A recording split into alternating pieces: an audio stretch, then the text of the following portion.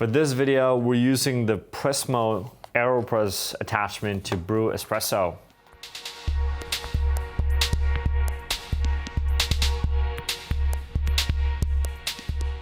Welcome, my name is Patrick Rolfe and this is Coffee with April. For this episode, we are asking ourselves a question that we asked ourselves many times before. Can you actually make an espresso with the AeroPress brewer? Most of us know that this is what historically the AeroPress was actually intended to.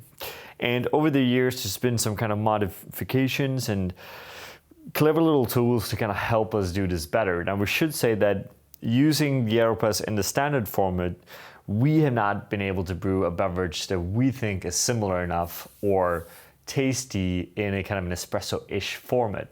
But Fellow, quite a while ago, actually launched a product called Prismo, which we've been testing out. And the pitch here is basically that it should help you brew espresso.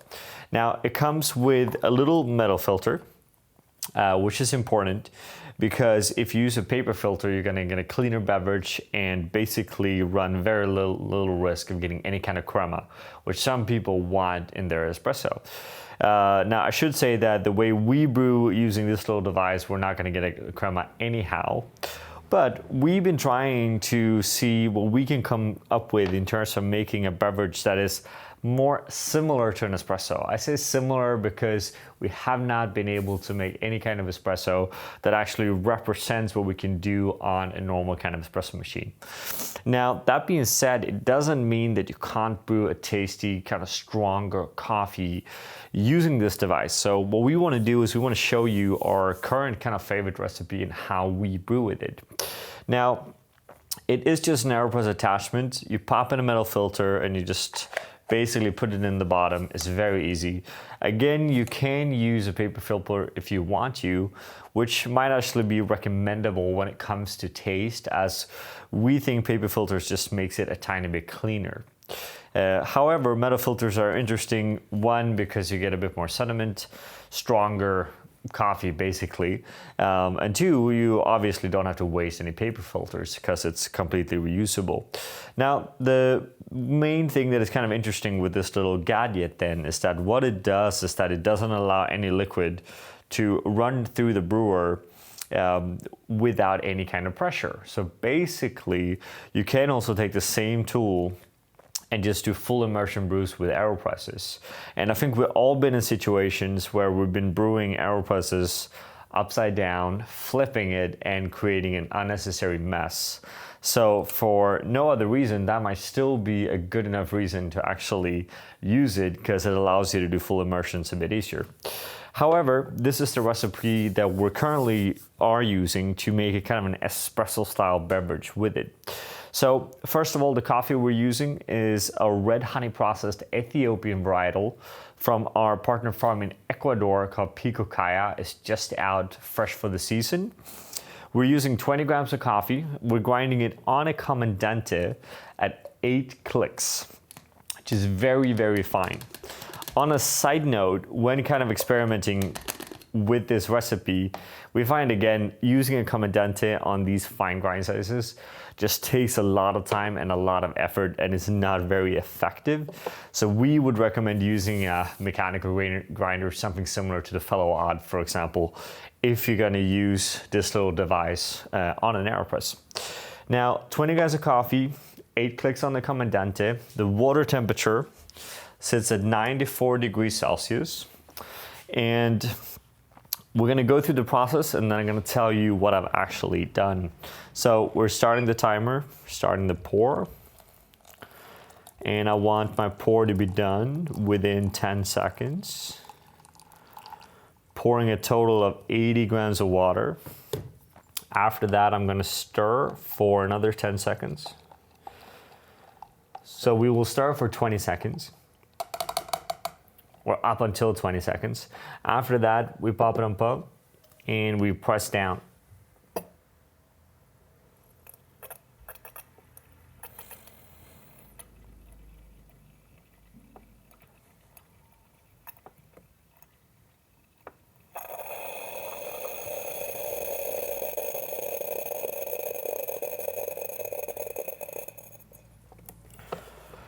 Now, because of the grind size, it's going to be a bit more resistance pressing down here.